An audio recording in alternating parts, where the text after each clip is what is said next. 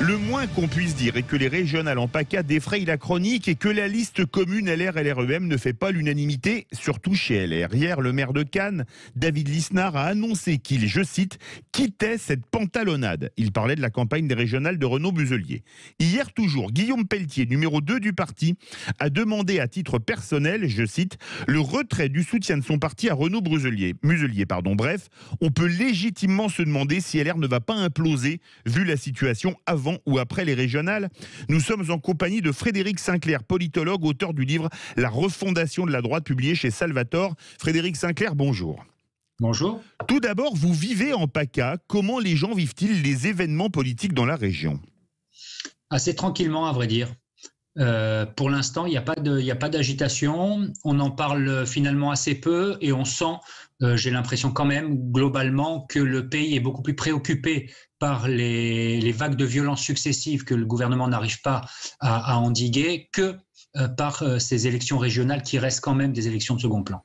Alors justement, David Lisnard, le maire de Cannes, c'est quelqu'un qui compte à droite, surtout en PACA. Est-ce que son retrait, quand même avec des mots forts, pantalonnade, peut avoir des conséquences, Frédéric Sinclair ? La conséquence est encore une fois principalement nationale.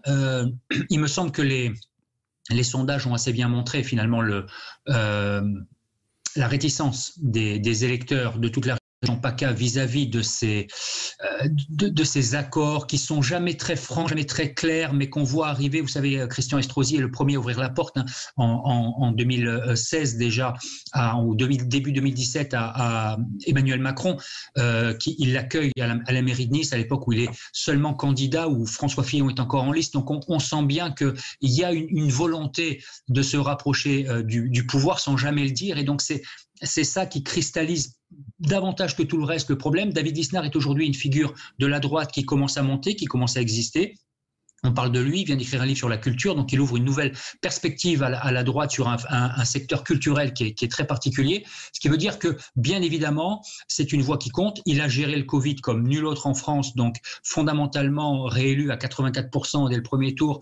C'est un maire qui a aujourd'hui une belle aura. Oui.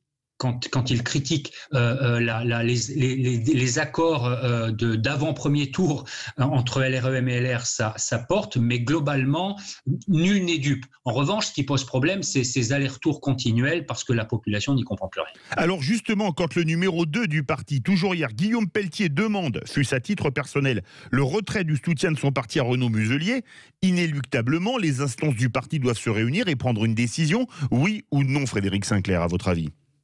À mon avis, non. Je pense que ça serait contre-productif parce que ça voudrait dire qu'il va falloir déjuger ce qui a été fait la semaine précédente et donc ajouter encore de la crispation. On a déjà Christian Estrosi qui a claqué la porte du parti, Hubert Falco qui est moins connu mais malgré tout qui est le maire de Toulon. Qui est le maire de Toulon. Donc aujourd'hui, ça voudrait dire quoi ? Ça voudrait dire exclure Renaud Muselier, parce que finalement ça reviendrait à ça. Il me semble que LR devrait plutôt jouer la critique médiatique, c'est ce qui a été fait par David Lisnard et par Guillaume Pelletier. Jouer la critique médiatique, il me semble que Christian Jacob devrait se prononcer aussi parce que, encore une fois, on ne peut pas imaginer LR ne pas réagir à ce phénomène-là, parce qu'il y a quand même une trahison établie. Mais laisser le parti tranquille parce qu'il est en mode survie en ce moment. Et il a besoin d'attendre 2022 si jamais il espère faire autre chose qu'exploser en vol. Est-ce que LR peut imploser suite à cette affaire ? Vous avez dit exploser en vol. Oui, je pense qu'il y a plus un risque d'explosion que d'implosion. Donc, explosion, ça veut dire que voilà, c'est vers l'extérieur que ça se produit. Il n'y a pas d'effondrement. Je pense que le risque, encore une fois, c'est les départs et les ralliements. LR, contrairement à beaucoup, a, de mon point de vue, une chance de survie.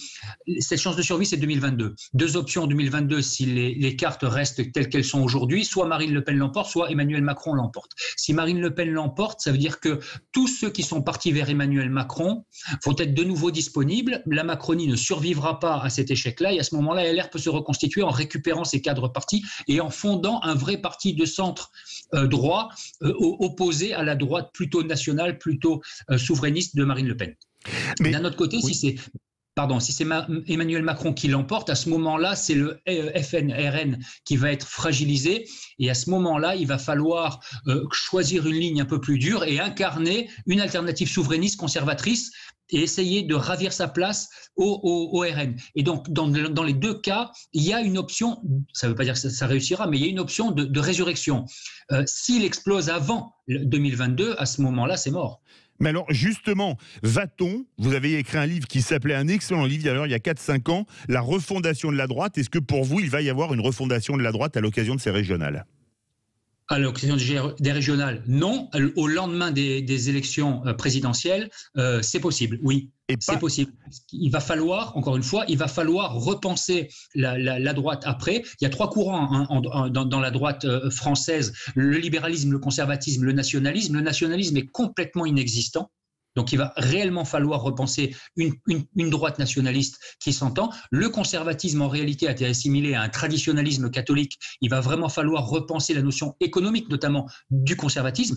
Et puis ensuite, le libéralisme, aujourd'hui, est associé à un néolibéralisme, c'est-à-dire globalement, plus de frontières, on accueille l'immigré, on lui donne le droit d'asile, on fait du commerce international avec la Chine, même si elle nous envoie des virus et des produits bas de gamme.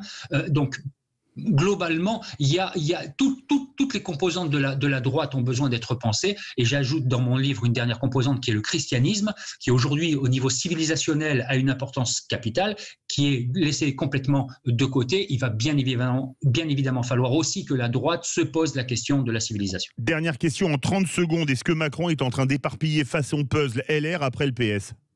Oui. Alors, en fait, LR a été fracturé en 2017. Hein. Rappelons-nous que le Premier ministre, Philippe, c'est LR. Le ministre de l'économie, c'est LR. Le ministre des Comptes publics, devenu ministre de l'Intérieur, c'est LR. Donc, cette fracture de LR continue. Et Emmanuel Macron a absolument besoin, pour exister, de continuer de fracturer LR jusqu'au bout et de récupérer tous ceux qui ont une sensibilité libérale, modérée, pour pouvoir donner à LREM une véritable consistance. Merci beaucoup Frédéric Sinclair, politologue, auteur d'un excellent livre, La refondation de la droite, publié chez Salvatore.